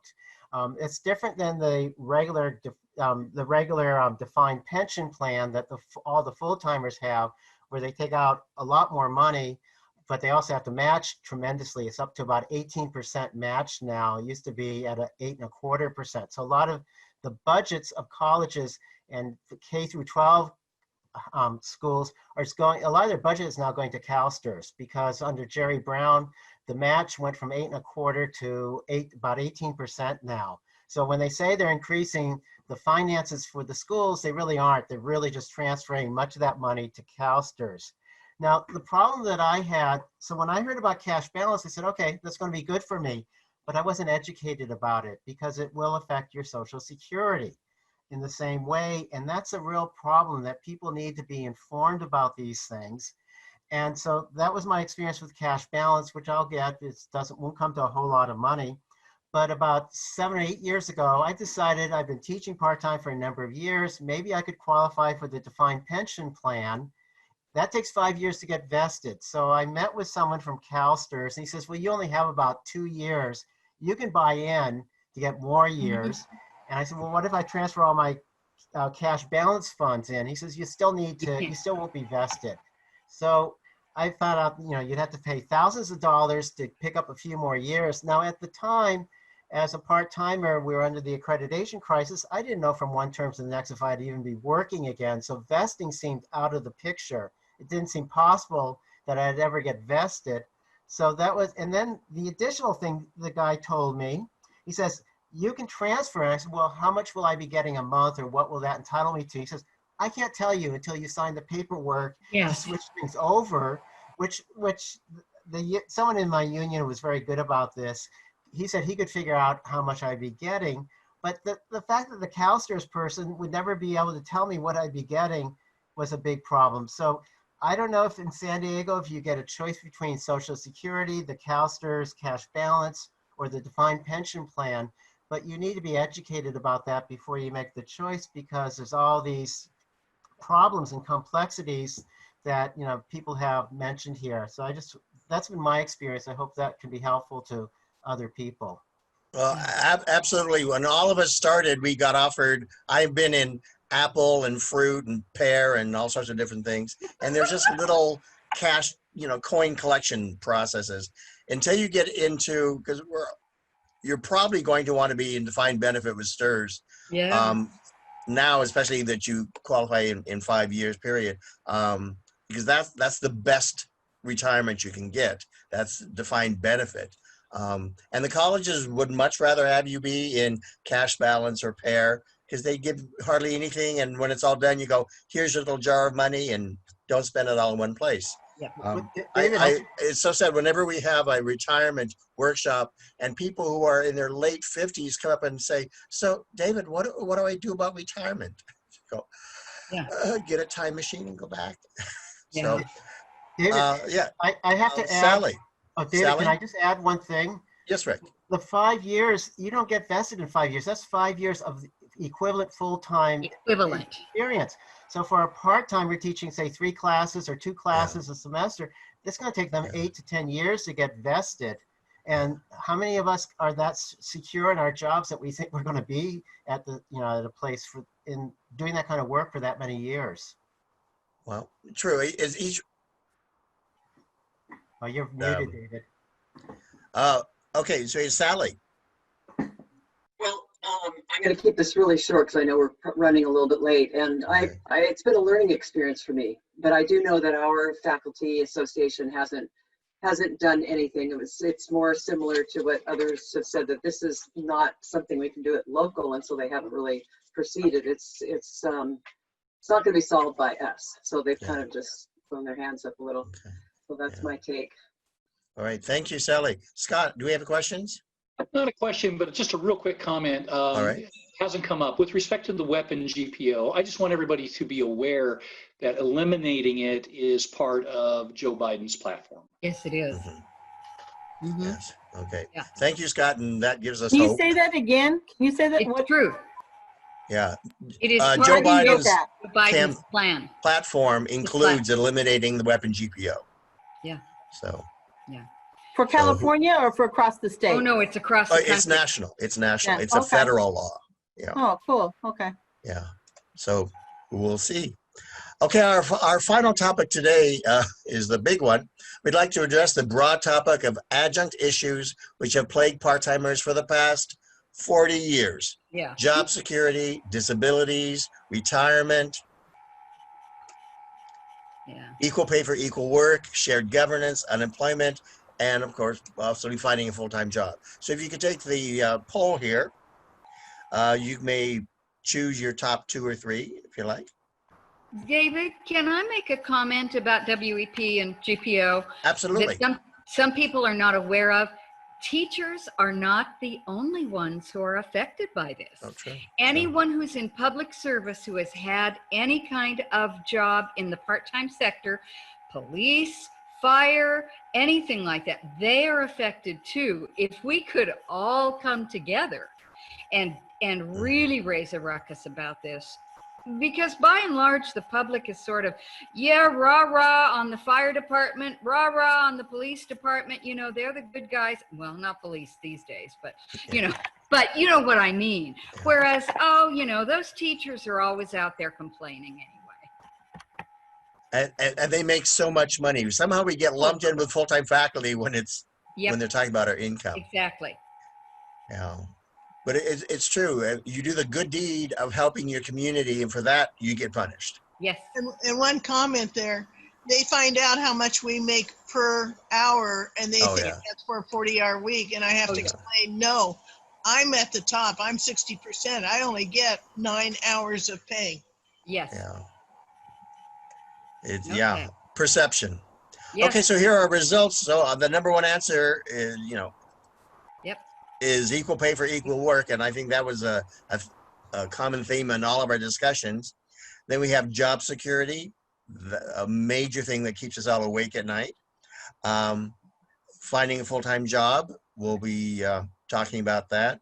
And then unemployment, shared governance, and retirement. So David, I'm just wondering, do other campuses have priority rehire, or is that just San Diego and? Many campuses have, we'll find out from each person, but most campuses, most, not all, have something stronger or weaker. So we'll find out when we ask our panelists what each of them have. And for this, we're going to give each person 2.5 minutes, and we'll start with Bobbi-Lee to cover everything. Bobbi. Okay, I'll start with pay parity since I know that came up and is a big concern. I mean, 100% equal pay for equal work makes sense. Like Carolyn, or Carlin, I'm sorry if I'm butchering your name, but that's how, I explain it to my students. I'm like, yes, you can look me up and I make X amount of money per hour, but that's only my face-to-face time with you in the classroom. That doesn't count grading. That doesn't count prep work. That doesn't count when y'all ask me for extra credit because you didn't want to do your fucking work in the first place. That doesn't count meetings. That doesn't count. I'm very brutal with my students. They love me anyways, but I'm very honest with them. But they need to understand this, right? Like, because they're thinking this isn't a cakewalk job, and it's like, nah, dude. So when you break all of those things down, and I've also talked to people, part of my dissertation, because I didn't just want to talk about the problems when I did that research, right? I wanted to figure out how do we fix it. And so one thing I asked everybody was, how do we fix it? And if it stays the way it is now, what can we do? And the things that kept coming up is the way you fix it is you press your districts for pay parity. You press them for healthcare. You press them for office space and office hour pay. And you press them to be paid for every time you sit on a committee, because that forces the district to have to work with you, and that forces the full-timers to have to work with the part-timers to press the state for better funding. Because once we get those things, there's no need to have the mass amount of part-timers we have. The only reason we have the numbers we have is because they're making cheap money off of us, right? And they're able to save money off of us. We are cheap labor. So once you get us pay parity, there's no need to have the massive amounts that we have. So that was a huge thing. And then I'll jump into, and somebody flagged me down when I got like 30 seconds left. And the other thing was the rehire rights. So the district I'm in now, North Orange, they just got rehire rights after a 3-year battle with their district, because that's now a state law, right? That they have to in good faith negotiate these things and work for them. And we just, like, when I say just got it, I'm talking like, I think we signed it in June. Like, just got it after a 3-year battle trying to get this from them, because the district did not want to give it to us. But in LA, they have it much more, like much stronger and much better language. Cerritos' language is stronger than obviously North Orange's, but it's not as great as LA's. So they all kind of are all over the place. And I know shared governance, again, AFT, that was the other one. Higher ed put 2 things forward this year, and both were about adjuncts. So there was the retirement stuff, and then there was also the shared governance, and that we should get paid if we sit on committees, and that's a national thing that like they support. And again, it passed like 98, 99%. So I think all of that, and then finding a full-time job. So this is the nasty, dirty, fun part of this, is that when jobs are written, and again, this came through in my research, through my dissertation program, listening, or my doctoral program, listening to people talk, sitting in meetings, those job ads are generally written one of 2 ways. Because they want an adjunct, so it's written for that specific adjunct to get the job and to get them the most points possible, which I've seen happen multiple times, and the person that we thought was going to get the job got the job. Or it's written to exclude all of their current adjuncts because they don't want you. It is very rare that those job ads are actually written in a neutral way. And it's also this whole idea of Title V Ed Code protecting us, and that's why they have to fly the job publicly so everyone has an equal chance and all. It's actual bullshit, because they're running around under that. And while the president has the final say in who they hire, they often will defer to the department for that hire. But if you put forward, say, your union VP versus the one you wanted, who do you think the president's going to pick? right? You're basically guaranteeing who you got, right? Who you wanted is the one who got the job, because the president's not going to fight you for the troublemaker, right? So that's generally how these jobs are written, which is why, thankfully, we've gotten AFT to talk about this. We've gotten CFT to talk a little bit about this. We're trying to get board members in positions to talk about this, like the BOT board, when I'm saying that, to move us from part-time to full-time. That there should be some sort of transition for those who want it. And not that everybody wants to be full-time, that's not what I'm saying, but there should be some sort of promotion process. And what other industry can you be part-time somewhere for 15 years, know the community, know the students, know the policies, know all these things, and then you get an outsider who ain't never been on your campus? That makes no sense. So that, like, all of that, like, oh, we're doing this to be equal opportunity. It's nonsense. They still find their ways around it. So finally, they're starting to say, we need some sort of hiring ladder. We need some way from part-time to full-time, if that's what people want. And we should be taking from our own, because part-timers are more diverse than full-time faculty. And so I'll just touch on those three things and now I'll shut up and I will open the floor to the next person. All right, thank you, Bobbi-Lee. By the way, we're looking forward to your presentation online of your whole doctoral thesis. So that sounds fascinating. Next, we have to Joan. Bobbi brought so many things up. I've kind of forgotten specifically what we're talking about, David. So the whole, like, oh, now David's muted. All issues: job security, retirement, Okay, equal pay for equal work, okay, unemployment, finding job. Right. Okay. Thank you. That's a help.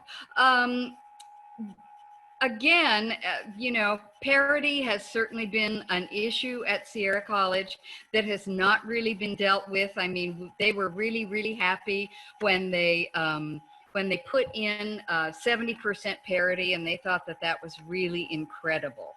But it really isn't parity, and that's the issue, because it really isn't pro rata, and that's what we're looking for, is pro rata. And I think we need to, you know, make really sure that our conversation is very clear in what we're looking for.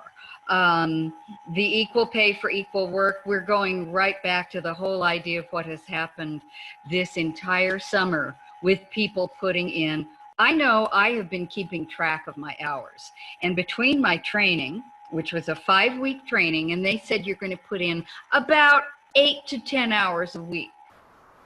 It was 35, at least 35 hours a week.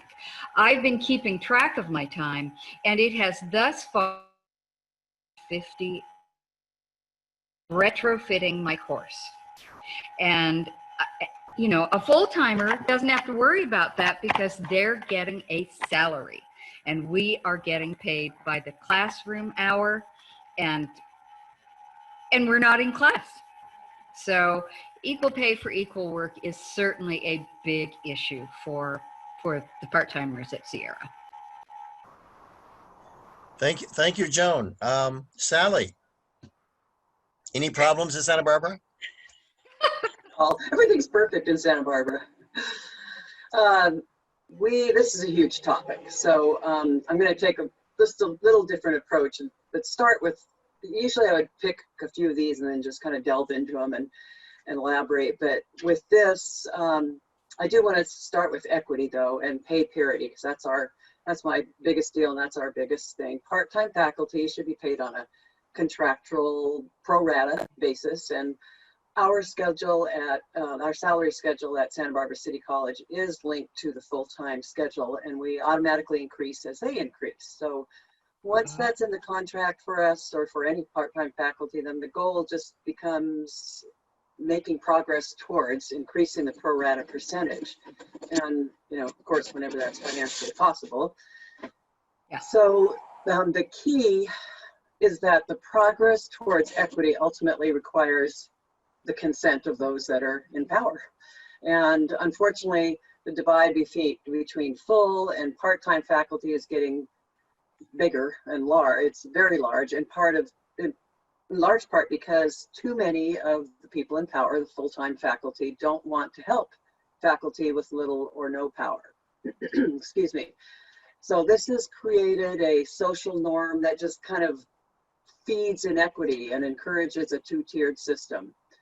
I'm going to quote something that I heard on the NPR program Hidden Brain a few weeks back.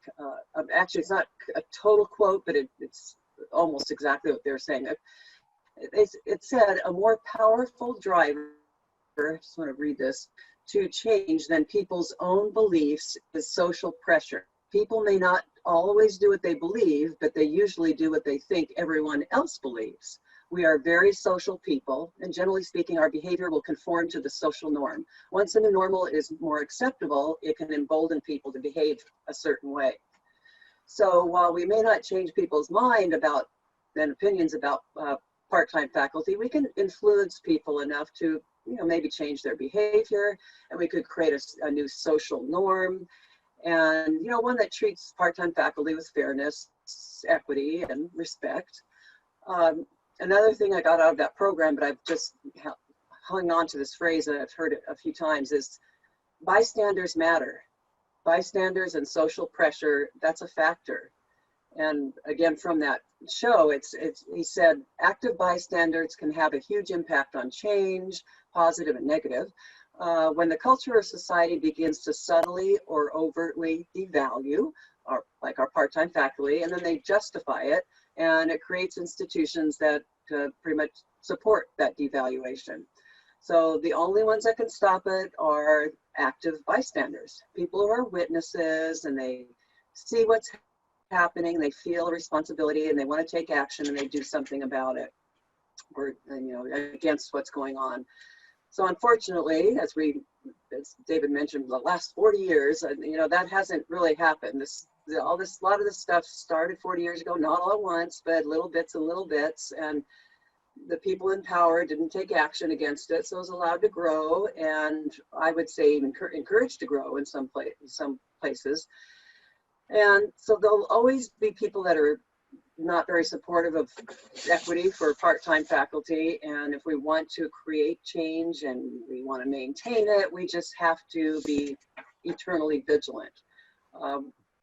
We can't sit back and hope that somebody else does it. We can't do it alone, quite frankly. I don't think as part-timers we can just say, I'm going to do this, let's all gather together. We don't want any full-timers on our side, so to speak, but we of course want them, and they're the ones in power. Besides full-time, there's administrators and legislators, etc. So I think that's a huge obstacle, so to speak, but it can happen. We can change culture. We can get active bystanders and people to help and support us, and we can make these changes and hopefully get closer to pay parity pro rata. Thank you, Sally.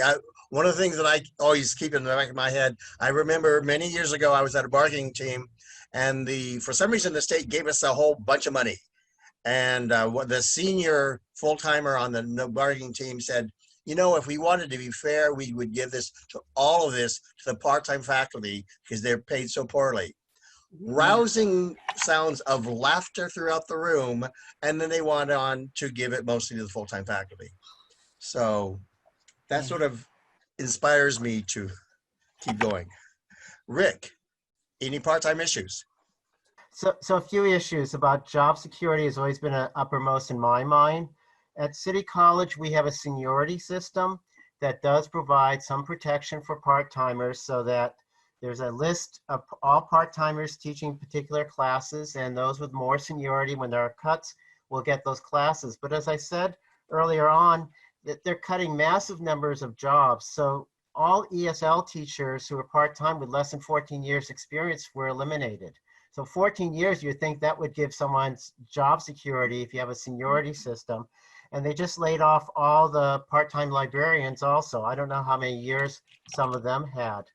I mean, what we should talk about is what are the solutions? And frankly, the solution is getting organized and raising hell and doing that constantly, but that's a hard nut to crack.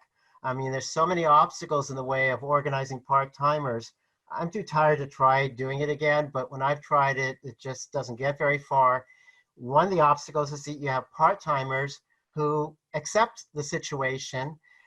Frankly, I'm a very strong supporter of unions. I pay union dues, but the unions are there serving the interests of the full-timers. The part-timers of our secondary concern, and you have part-timers who identify with that kind of culture and they accept their subordinate position. The other thing about part-timers, which is a big problem, I don't know about many of you, but when I first got my first part-time jobs, I was thankful as hell that I had a job, that I had an in. I didn't necessarily expect it to lead to a full-time job, although that certainly is what you're thinking of when you get it. But when you get a job like that, there's a lot of pressure on you not to make waves. If you're outspoken, if you don't conform, you're going to be pushed out because it's very easy to dispose of you, especially if you're a newly hired part-timer.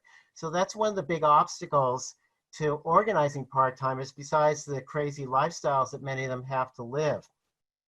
The other problem that I think Sally maybe started mentioning is our unions. Now, I'm in an AFT local. My local is committed to social justice.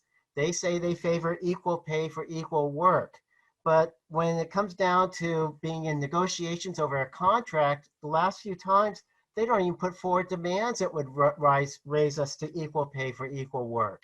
So one of the big obstacles is the administration, of course, the government, but it's our own unions that are unwilling to champion the interests of the part-timers. Now, there are exceptions, but that's not what I've experienced. And like the pay increases, if they fight for, say, 5% for everyone will say, well, that's great, but that just increases the inequality between us and the part-time and everyone else. The other thing is, don't just say equal pay for equal work. It should be equal pay and benefits for equal work. The benefits that full-timers get are probably worth tens of thousands of dollars. So it's not only will they be able to afford to retire, unlike many part-timers, if that's your source of income, but they're going to retire making lots of money. I mean, I know I do taxes, so one of my clients just retired from Skyline. He's getting like $90,000 a year from CalSTRS, which is a huge amount of money. That's far, and he was just a full-time teacher there. That's far more than any of us are ever going to make when we're working even at a full-time level as a part-timer. So, I think part is fighting within the unions themselves. I mean, again, despite all the social justice favoritism that's expressed by my local, they allow part-timers to be screwed over. When they're losing their jobs, they'll say, we can't do anything about that. That's a prerogative of the administration. They can make those decisions. I mean, it's been put to them before. What if they were cutting 75% of the jobs instead of, say, 5 or 10%, which would mean it'd be full-timers? Well, I don't know what to say. So, again, I would hope that people take into account those things, but I want to come back to my key point, which is organizing ourselves. Seems like you have a lot of people in San Diego. It doesn't happen where I've been at different colleges, but organizing and fighting like hell and making an ongoing stink is what it comes down to. Very true, Rick. I mean, we all know we have the numbers. We have over 40,000 part-timers in the state and about 16, 17,000 full-time faculty. So we have the numbers. So, Barbara. Okay, so there's a lot here. So just a few things to go through very quickly. So unemployment, we've been running unemployment workshops periodically. We have posted on our website, our union website, step-by-step instructions on how to apply for unemployment, and I answer questions all the time about unemployment. So it's part of the thing we tried to get going, that we were like a service union the last couple of years to come to us with your questions, and we have been helping a lot of people through that. So that's been good. It's just a shame that so many people need it. Let's see, shared governance. We finally got in the contract 2 years ago, pay for shared governance. It's very small and it only fits 15 committees, but we got it slightly increased this year and it was kind of a foot in the door. We're hoping eventually to get that up to non-instructional pay. Retirement, we talked already about. Job security is, we have the prioritization system in place. It's been in place a couple of years now. Every year we keep modifying it to try to take care of some of the issues that pop up and how to handle them. I would say that the problem with the priority system, and Scott knows this well, is it is impossible to make all part-timers happy. It either helps one group of part-timers or another group of part-timers. You cannot help everybody. If you guarantee X amount of classes for these people, that means class is not available for those people. Unfortunately, when it comes to part-timers, it is very much a zero-sum game, which is unfair, but that is the system. We tried to do what we could to make it as fair as possible. Okay, so the big one is equal pay for equal work. Oh, and finding a part-time job, a full-time job. So we actually have the union created a podcast series, which is also on our part-time page, on how to get a job at full-time job, specifically at Palomar College, but also things that could be useful everywhere. Because that was something that our part-timers indicated interest in. And we had a person, we always sent them questions whenever a part-timer had a question on getting a job. So we created a podcast series for people, and they can just listen to it, and it's divided into sections. They can pick the one that they're dealing with, or they can listen to the whole thing. So that's the best, help we can give there. I will say that one thing, if you want to realize how undervalued in administration adjunct faculty is, we had 2 people who were adjunct faculty, part-timers at Palomar College, who when they got through the department all the way up to the presidential level, this is our ousted president, but she failed the search. That means 2 people who were teaching, good enough to teach at the college, good enough to be an instructor in the classrooms and no problem, excellent evaluations, not good enough to sit on their committees and get healthcare. I mean, that's ridiculous, right? You can teach or you can't. And apparently they failed the search on 2 of our people. That she wanted somebody from the outside. That was just how it was. Didn't want people in-house. Okay, concerning the big question, equal pay for equal work. So this goes on with what some people said, is diametrically opposed to the way some other adjuncts feel about this issue. I feel that part-time faculty will not get anywhere unless we make allies of our full-time faculty. And it can't just be allies in theory where we would like them to be allies. We have to go out there and make them allies. And it doesn't make allies to just bring up what we already know is true and say over and over, this is unfair, this is unfair. As we know, minority people in this country have said that forever, and they don't necessarily get anywhere. It's not until they actually reach out and find groups to ally with. And then once you start to change the culture, then, like Sally said, other people, those bystanders who just stay out of it, come along because it's what the culture is. And so I have been spending my time making allies. That's what I do. I work very closely with my co-president, Teresa Laughlin. I work with our lead negotiator, Jenny Ferrero. I work with my e-board members.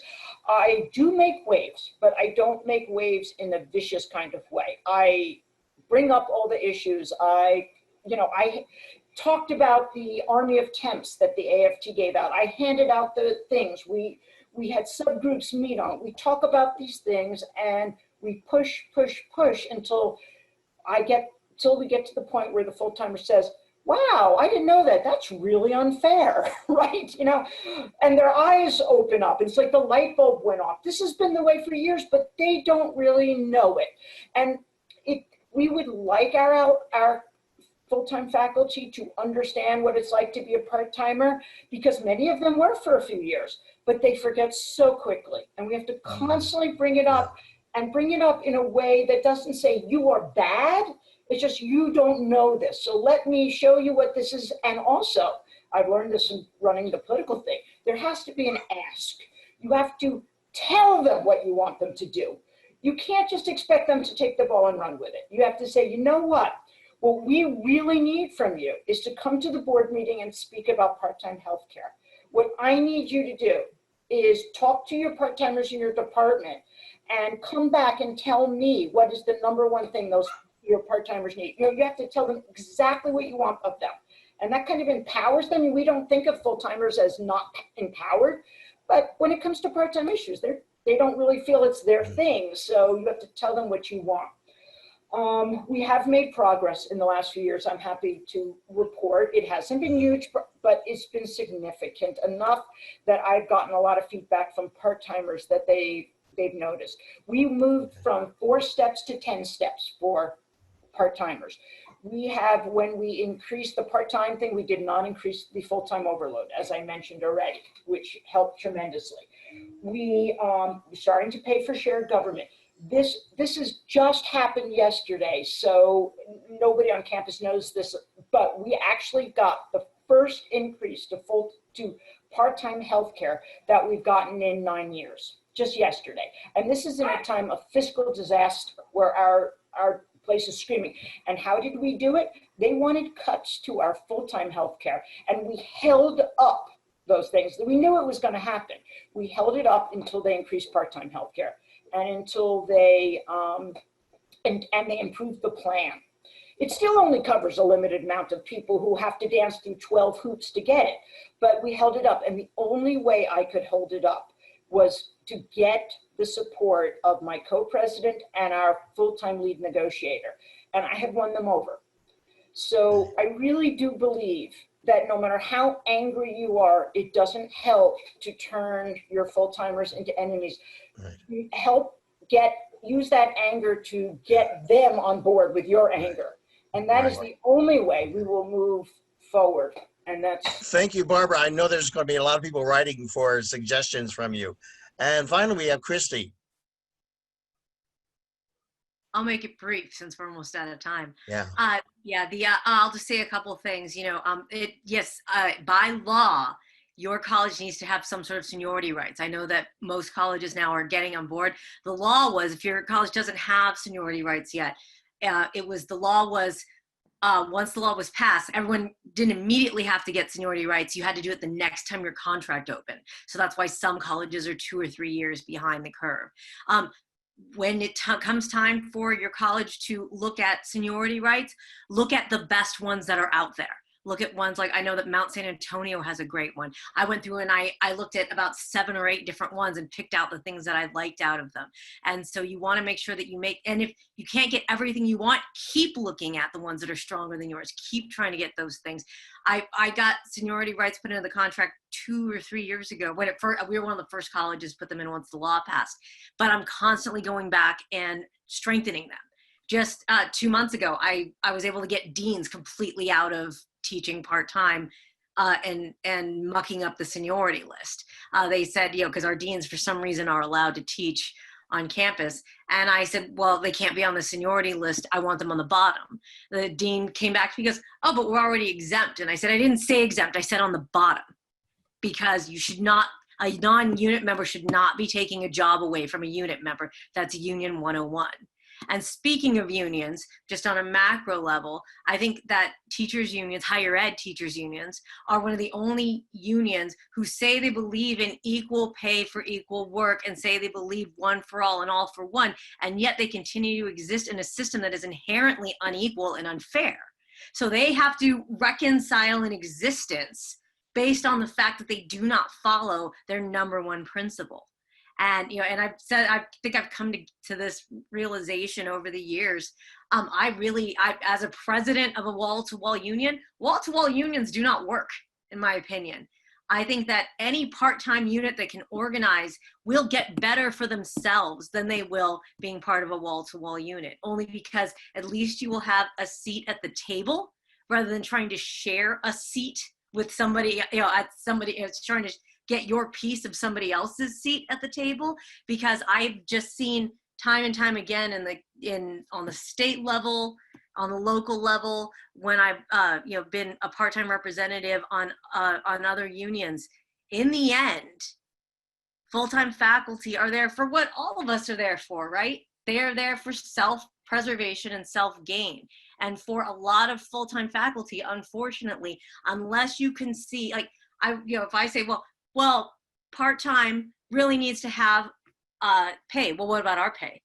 Well, part-time really, they make so much less than us, we should make sure they get more. Well, I mean, if that'll mean I get more of my overload, then maybe I'm behind it. But it all comes from the center of, if they do not see what is in it for them sometimes, and so maybe that is the job. Show them what is in it for them. That unfortunately, appealing to someone's better angels and their sense of fairness is not always going to do it. But you got to figure out what's going to work, because in the end, that's the most important thing, is to work in this almost absurd system and be able to get the best deal possible out of it. We're running real short on time, so if there are any specific questions, I think we only have a minute left. If you can send questions, Scott. Yeah, so I just very quickly, there are several questions we're not going to get to, but I think a very important one is coming from Donna, and if Donna will allow me, she makes the observation she's the only person of color that she can see here involved in all of this, and Arnie talked about Black Lives Matter and how that's impacting. Any commentary there? I would just like you to, if you know of other adjuncts in your office who are specifically people of color, I just would like for you to personally reach out to them and invite them to a SDAFA event or SDAFA meeting. There's so much going on, and they may not understand that this is a priority, and may not fully understand even all these adjunct pieces. Because of people of color, we've also learned to just accept what's given to us and not fight the status quo, not push for anything more. We just, if you give us crap and you tell us that's the best you can give us, most of us go, oh, okay, if that's the best you can give us. Especially Latinos, we're very passive sometimes, and it's part of our culture. We will fight the status quo. Some of us do, some of us don't, but I was looking at 40 different participants here, and I'm the only woman of color, so just would like for you to reach out. Or maybe Valerie, I see you now, Valerie. Yeah, so that was the other thing, I couldn't see your pictures. So just really reach out to your fellow adjuncts. Okay. I am also a woman of color, Donna. Where are you? I don't see. Lenore McCrory. Hola, Lenore. Hola, David. Hola, everyone. Yeah. Okay. Bye. Unfortunately, we didn't have everyone's image up. So, hello, first ever Filipino American faculty at Miramar. Well, not first ever, but yeah. Oh, there, Bernard. Okay. Yeah. Well, still, there's still so few of us, right? There's so few of us. True. Agreed. So, it's hard trying to get a so we tenured need position to reach anywhere. out to our other adjuncts who are people of color. Absolutely. We have enough content to have another event very soon. It's 3:03 or 3:02, so we're out of time, but I would like to thank all of our speakers, everyone who attended today. I apologize if we didn't have time to get to your question. Please email your questions to the speakers of your choice. And thank you to all the SDAFA folks who helped put this on. You guys did a great job. Thank you all, and best of luck to us all, and we'll talk to you soon.